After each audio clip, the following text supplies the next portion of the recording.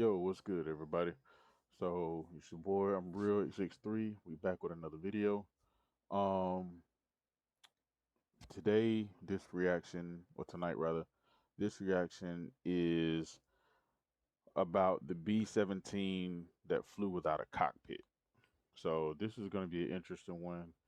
Um, Thanks and shout out to Scarf3878 for recommending this video. Um, so hopefully you see this. Wanted to check it out real quick. I think it's about 7 minutes 47 7 minutes 40 seconds long or so.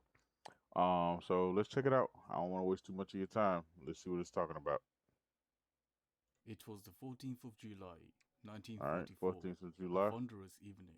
Cruising at 25,000 feet, 24-year-old First Lieutenant Ewald Swanson of the Okay. 483rd Bomb Group was pilot of a B-17G Flying Fortress, nicknamed Mizpah, its tail number 4232109.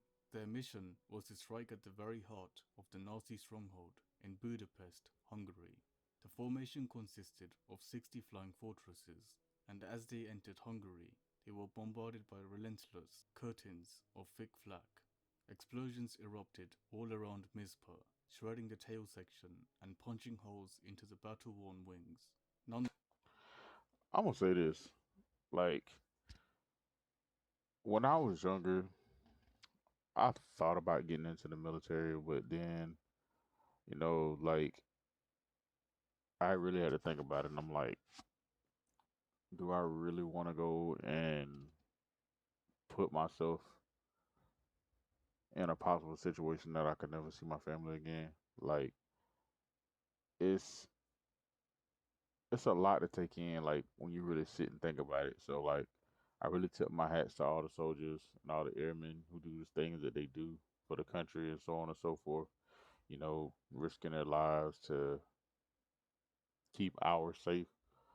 Um so yeah, big shouts out to them, man. Nonetheless, the B-17 formation presses through the initial flag bombardment and heads inbound towards their main target, the Ferencváros railroad yards.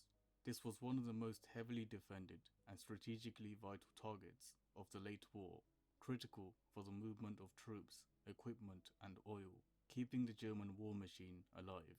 Now, Wow. just seconds away from the target, Bombardier Second Lieutenant Kenneth Dudley lines up the Sperry bomb site and successfully releases their bombs.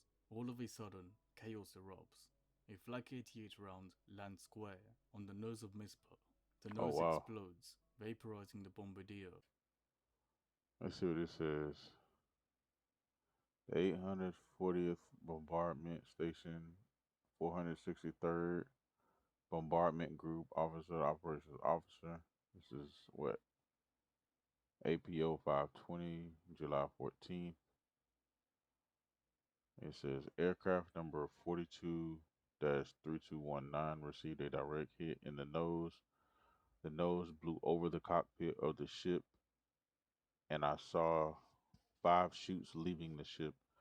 The plane was covered with blood, and the navigator most likely jumped, but his chute was torn pretty bad. I didn't see the ship as it was hit. Charles L. I can't Stall Jr. Okay. Senior Sergeant Air Corps. And the navigator was covering the front of the fortress. Yo, that is crazy. The whole nose of the plane is gone. Like, wow. That is insane. In blood. The nose peels off above the aircraft, and shrapnel from the cockpit ricochets throughout the cabin, piercing wing gunner Sergeant Wesley Tucker in the chest. The inside temperature plummets to a freezing minus 30 degrees. Ooh, Due that's to the cold. extreme damage, the center of gravity shifts to the tail, causing the fortress to pitch up into a vertical. They were mere seconds away from stalling out and entering a death spiral. Wow. Astonishingly, First Lieutenant Ewald Swanson, despite no longer having a cockpit, regains control of the battered B-17 and re-enters the formation. The crew of a near Yo. You got to be in your bag to be able to do this. Like your plane gets shot, the whole nose of it is missing. You get hit with shrapnel, and yet somehow still gain control of the plane. Yo, that is nuts. By B-17, nicknamed Yvonne, couldn't believe what they were seeing. A blood-soaked B-17 without a nose pulls up alongside them in one of the most haunting sights of the war. Mizpah was strangely flying as All right, so what is this? Uh, Aircraft number 42-3109 was flying in the number two position directly opposite my ship 42977792. About two-thirds of the way down the bomb run, the nose of 109 peeled up as though something had cut it off. It fell back over the cockpit. The ship nosed up into the air, then settled back as though the pilot had control. Then he went out of my sight. The ship sustained a direct hit. It was observed that five good shoots and one tattered shoot came out of the plane.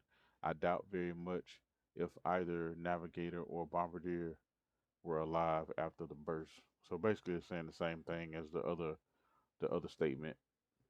if nothing had happened. What was happening inside the B-17 was even more impressive. Since there was no cockpit or control column left to maneuver the aircraft, under the screaming command of Pilot Swanson, the crew had begun to fly the aircraft by pulling the exposed control cables by hand. Despite having lost a significant part of the aircraft, this flying fortress and its injured crew refused to go down, a symbol of unwavering courage and indomitable machine spirit. However, over 200 Flak 88 guns still had their sights set on the formation. Suddenly, another explosion rattles the B-17. A flak barrage destroys their number 2 engine as the fortress begins to lose power and airspeed. With the nose blown off and an engine gone, Mizpah and her crew, through sheer determination and will, kept the aircraft airborne. However, Wow. the effects of drag from all the damage received was increasing by the second. Mizpah had fallen far behind the formation by now. For a perilous 10 minutes, the crew battled the control cables to get as far away from the hornet's nest as possible. Now, over Dunavex, Hungary, pilot Ewald Swanson informed his crew to immediately bail out whilst he held it steady. 7 crew members successfully bail out of the aircraft. Swanson could no longer tame the crippled fortress on his own. Immediately, the B-17 pitches up, trapping Swanson inside the fuselage. That has to be one of the most scariest feelings that you could ever imagine. Being so high up in the air, your plane malfunctioning, you're missing the whole nose, and it's getting to a point where you can't control it. Man, that has to be extremely nerve wracking and scary all at the same time. Like, man, hats off to you guys that do this type of stuff because, man, I just don't see myself ever being able to do it. I ain't got the heart or the guts to do so. Not on that level, I don't. That's crazy. He grabs the parachute and keeps it close to him, waiting for the B-17 to stall out. As the fortress comes to a standstill, Swanson takes the opportunity to jump out of the front, but just as he does, his chute catches the torn metal of the cockpit, ripping through the fabric with brutal force.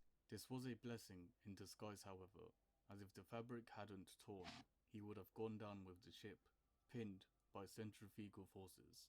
Mm. Swanson is violently flung back, Oh, narrowly wow. missing the tail section of the B-17. The Whoa. young pilot momentarily passes out, whilst falling out the sky from 20,000 feet. What?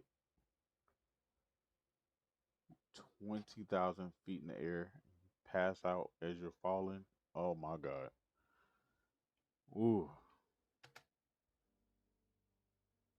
When he opened his eyes, he was seconds away from hitting the ground. First Lieutenant Ewald Swanson immediately opens his Uh-uh. parachute, but notices that it had sustained significant damage. The chute Wow. was not Look at the slowing him down holes. enough for a safe landing. The landing was going to be brutal, one that he was unlikely to walk away from or even survive. By sheer luck, See, and that's the thing that scares me about doing stuff like bungee jumping or skydiving, stuff like that, man, because it's always that fear of what if my shoot doesn't work? Now, I understand there's the secondary shoot and all of that, but what if that first shoot don't work? And let's just say the secondary gets tangled up somehow. Now, I know from what I heard, I'm not 100% sure. Y'all can let me know in the comments. But what if the person you're flying in tandem with, because I think if you've never done it, you have to fly in tandem with someone so many times before you can do it on your own. So, what do you do when you're flying in tandem and that person's shoots don't work and y'all are the only two there and can't nobody get to y'all? Like, that has to be the most scariest, gut wrenching feeling ever because you know you may never walk out of that. Oh my God. That's why I don't do stuff like that. Nope. Y'all can do it, not your boy. Not me.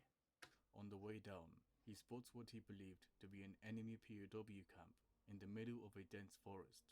Swanson positions himself on top of the trees by the camp, hoping it would break his fall. Several seconds later, he What? crashes. Oh, that was a blessing for his shoot to be able to land at the top of the tree like that. I mean, if it falls out the tree, it'll hurt, but nowhere near if he would have just fell straight to the ground. So that tree catching his parachute basically broke his fall. Wow. Into the dense treetop. First Lieutenant Swanson suffers a broken left leg alongside deep tissue cuts from the tree branches.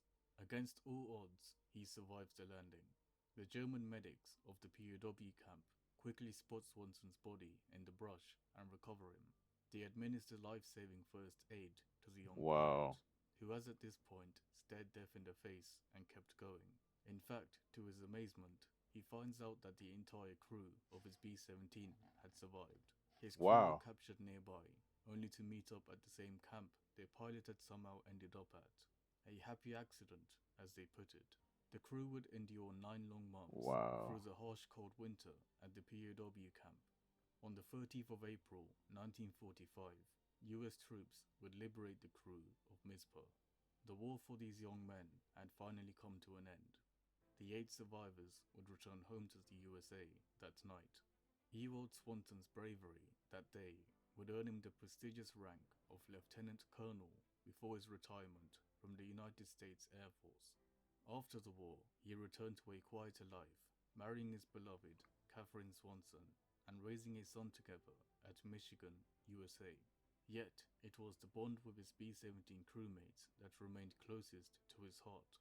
In the decades that followed, they would often reunite, old warriors with weathered hands and bright That's eyes, awesome, man. sharing stories of That's dope. impossible missions and the unbreakable brotherhood they forged when they were barely more than kids. Swanson would pass away peacefully on the 28th of Wow. February 2009 at the age of 89. Wow. This is so dope. It's amazing that all of them actually survived after going through all of that. That is super dope. Wow.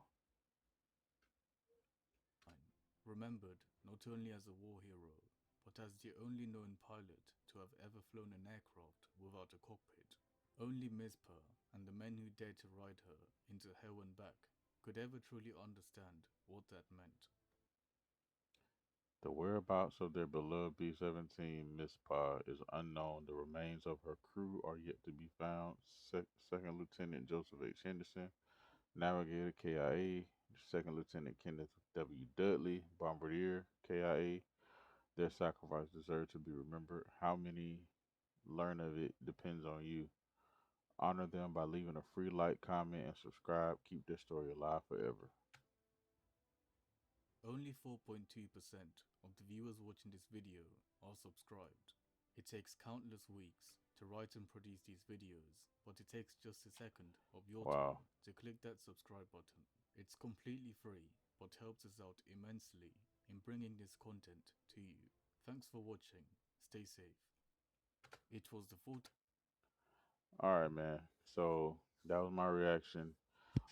Super dope video, man. Pretty informational, man. It's crazy that that actually happened and that the cockpit was blew off of the front of the plane and he was still able to manage flying it till he could fly it no more and managed to survive getting out of it all because of a tree caught the parachute. Wow. That is amazing. Salute to all y'all that do this type of work. Salute to those guys, you know. Um that was a pretty awesome story. But yeah, if you haven't done it, please like and subscribe. You know, drop a comment. You know, tell me what you think of the video. Give me something else to give me some suggestions on what else to react to next. Um, if you want to check the video out, I believe it's Flack Alley. So go over there. You know, show some love. Subscribe to them. And I'll also leave the link to this video in the description. So till next time, see y'all later. Deuces.